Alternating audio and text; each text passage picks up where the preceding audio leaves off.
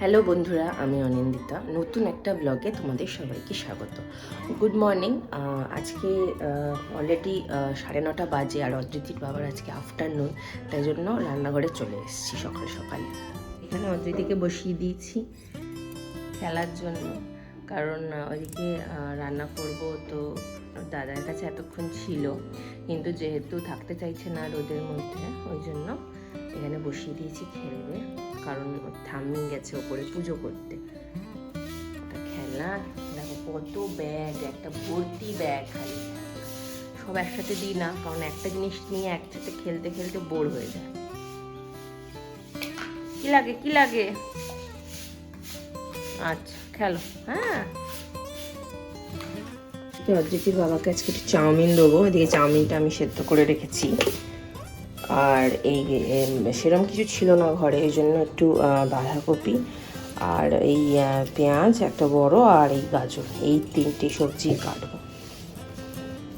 এই চাউমিনটা রেডি হয়ে গেছে, আর আমি এই টিফিনটা ভরেও দিয়েছি। আর এখানে মাছটা হলুদ মাখিয়ে রেখেছি ভাজবো বলে। আর এইটুকু আছে, আমি আর মা খেয়ে নেবো ব্রেকফাস্টে, মানে বাঁচা কোচা আর কি। এদিকে তেলটাও গরম হয়ে গেছে, এই জন্য মাছটা দিয়ে দিচ্ছি ভাজার জন্য। মাছটা ভেজে একটু আজকে একটু হালকা পাতলা করেই ঝোলটা করবো আর কি। আর এই অদ্রিতির মাছটা আছে এইখানে, এই যে এটাকে পরে ভাজবো। খাওয়া দাওয়া আমাদের মোটামুটি সবার হয়ে গেছে। এবার অদ্রিতিকে চেষ্টা করছি ঘুম পাড়াবার, কারণ এখন যদিও না ঘুমায়, তাহলে ঠিক মানে সন্ধেবেলার দিকে গিয়ে ঘুমাবে, আর রাত্রিবেলা ঘুমাতে চাইবে না, সে এক জ্বালা। ওই জন্য চেষ্টা করছি, দেখা যাক কতটুকু ঘুমাতে পারি। এই যে দেখো,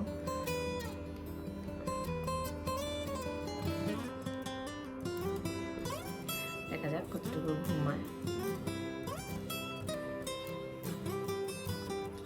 আজকে এই জন্য সকালে বেশি সেরকম রান্না করিনি, যেহেতু রাত্রিবেলা ভাবছি একটু চিকেন করবো বলে। আবার চিকেন নেই, আবার চিকেন নিয়ে আসতে হবে। তো আমি বিকেলবেলা করে একটু বেরোবো, মানে এখন তো ধরো তোমার 4টে মতো বাজে, এই 6টার দিকে বেরোবো, গিয়ে একটু চিকেন মতো নিয়ে আসবো। রাতে যেহেতু খাবো, ওই জন্য অল্প করে নিয়ে আসলেই হবে। চলো একটু রেস্ট নিয়ে নিই, তারপর আবার তোমাদের সাথে কথা বলছি।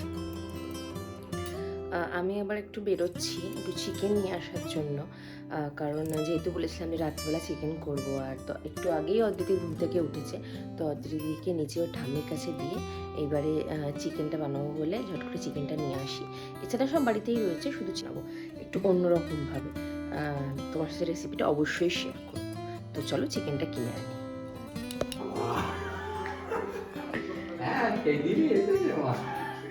দেখি আরেকবার দেখি। ওই তো দিচ্ছে, দাও।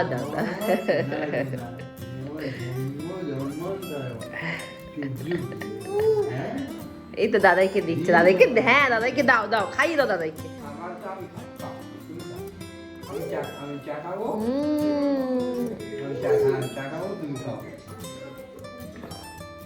তো মাংসটা বসিয়ে দেবো এবার। মাংসটা তো এনে নিয়েছি, এইবারে মানে জাস্ট বসাবো মাংসটা। দেখো কীভাবে করি, অন্যরকমভাবে করবো আজকে। দেখো আলু কেটেছি, টমেটোটা কাটতে গিয়ে পুরো পাল্প বেরিয়ে গেছে। 2টো পেঁয়াজ, অ্যাকচুয়ালি এটা একটাই পেঁয়াজ, 2টো পেঁয়াজ। আর আমি তো সারা সপ্তাহ কেটে রাখি, মানে মিক্সিতে পেস্ট করে রাখি আদা রসুন, ওখান থেকে একটু নিয়ে নিয়েছি। এটার মধ্যেই এই আদা রসুনের মধ্যে কটা মশলা মিক্স করবো। আগে কড়াটা গরম করে দিয়েছি, আলু ভাজবো।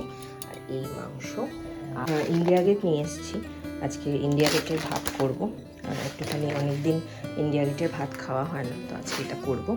চলো তাহলে কড়া গরম হয়ে গেছে, মাংসটা। আচ্ছা, আলুটা এই মাংসটায় খুব লাল লাল করে ভাজতে হবে, মানে নর্মাল যেরকম আমরা হালকা করে ভেজে তুলে রাখি ওরকম হবে না, বেশ ভালো করে লাল লাল করে হবে। এই জন্য একটু ছোটো ছোটো করে কেটে যাতে তাড়াতাড়ি ভাজাও হয়ে যায় আর সেদ্ধটাও হয়ে যায়। এই যে পেঁয়াজটা আমার পুরোপুরি লাগেনি, এখানে দেখো ওইখানে অর্ধেক পেঁয়াজ রেখে দিয়েছি।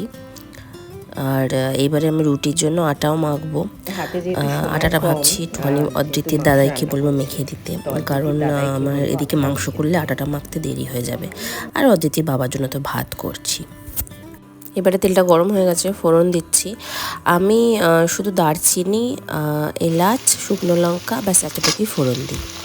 এইটাতে আবার পেঁয়াজটাও তো লাল লাল করে ভাজতে হবে না, পেঁয়াজটা হালকা একটুখানি গোলাপি গোলাপি হলেই টমেটোটা দিয়ে দেবো, যাতে টমেটোটা খুব ভালো করে গলে যায়, মানে পেঁয়াজ টমেটো একদম পুরো গ্রেভির সাথে মিশে যায়। আর এই যে অদিতির দাদাইকে দিয়েছিলাম আটা মাখতে, আটাটা মেখে দিচ্ছে। আচ্ছা, এবার মাংসটা অ্যাড করে দিচ্ছি। আর এইবারে মেনলি আদা রসুনে কী কী মশলা দেবো দেখাই।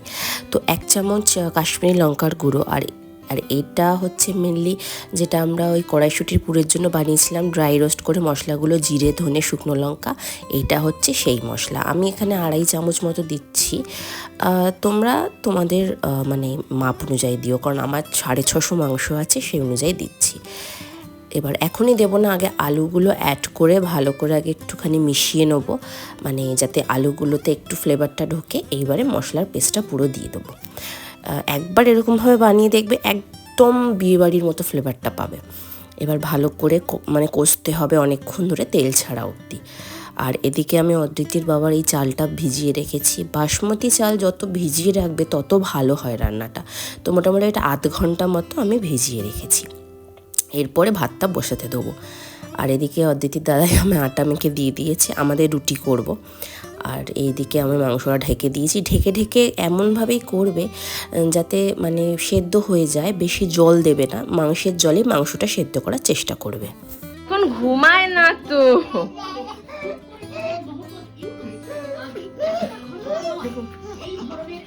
এসো এসো। আচ্ছা, কি আজকে আমরা কি রান্না করছি বলো, কি রান্না করছি?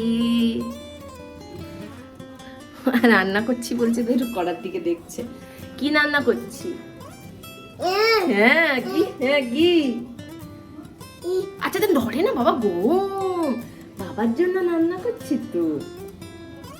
হ্যাঁ আচ্ছা আচ্ছা আচ্ছা, তোমার এই আচ্ছা আচ্ছা। এখানে জল গরমও মোটামুটি হয়ে গেছে। আমি একটু বাসমতি চালে লেবু দিই, মানে কি ভাতটা হওয়ার আগে, তাহলে না খুব সাদা হয় আর খুব ঝরঝরে হয়, মানে খেতে খুব ভালো লাগে। আর লেবুর ফ্লেভারটাও খুব ভালো লাগে। একটু লেবু মানে একটা ওই 4 ভাগের 1 ভাগ লেবু দিয়ে ভালো করে চিপে দিচ্ছি। ব্যাস, এই অদিতির বাবাকে এবার খেতে দিয়ে দিয়েছি, এবার আমিও খেয়ে নেবো। তাহলে আজকের ব্লগটা এখানেই শেষ করছি, দেখা হবে পরের একটা ব্লগে। যদি ব্লগটা ভালো লেগে থাকে একটা লাইক করে দিও, আর পারলে চ্যানেলটাকে সাবস্ক্রাইব করে দিও। ভালো থেকো, সুস্থ থেকো।